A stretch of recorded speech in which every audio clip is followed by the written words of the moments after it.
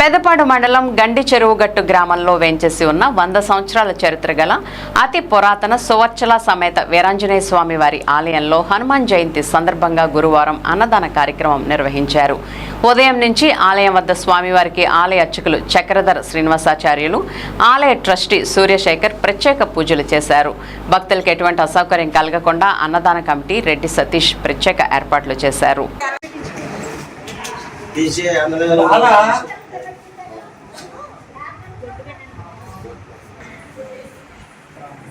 ఒకసారి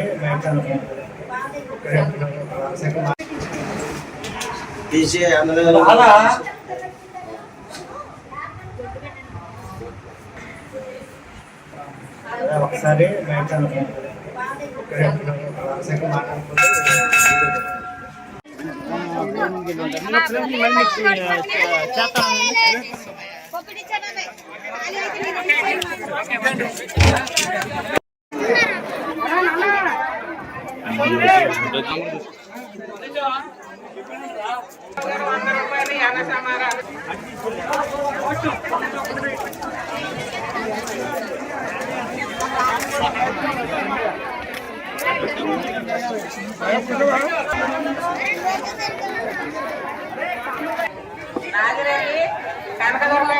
ఏలూరు జిల్లా పెదపాడు మండలం పెదపాడు గ్రామం గడ్డి చెరువు గట్టునందు వేయించేసినటువంటి సువర్చలాసగిత పంచముఖ వీరాంజనేయ స్వామివారి దేవస్థానం శిష్లా చంద్రమౌళి శాస్త్రి గారి చేత ప్రతిష్ఠింపబడినటువంటి ఆంజనేయ స్వామివారి దేవాలయంలో 12, 13, 14 తారీఖుల్లో హనుమ జయంతి మహోత్సవాలు విశేషంగా జరుపబడ్డాయి.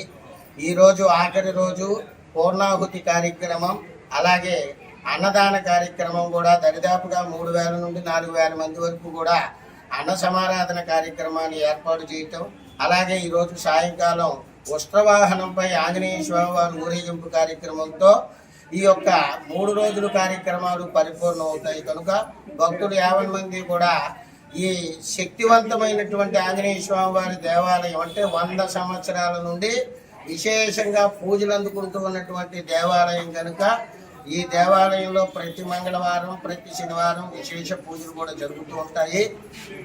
50 మంది భక్తులు కూడా పాల్గొని స్వామివారిని దర్శించుకున్నటువంటి వారికి, వివాహం కాని వారికి వివాహం అవ్వటము, అనారోగ్యంలో ఉన్న వారికి ఆరోగ్యం లభించటము ఈ యొక్క దేవాలయం విశిష్టత. కాబట్టి క్షేత్రాన్ని దర్శించి అందరూ కూడా తరించవలసిందిగా ప్రార్థిస్తూ ఉన్నాం. సర్వే జనా సుఖినో భవంతు, సర్వే జనా సుఖినో భవంతు.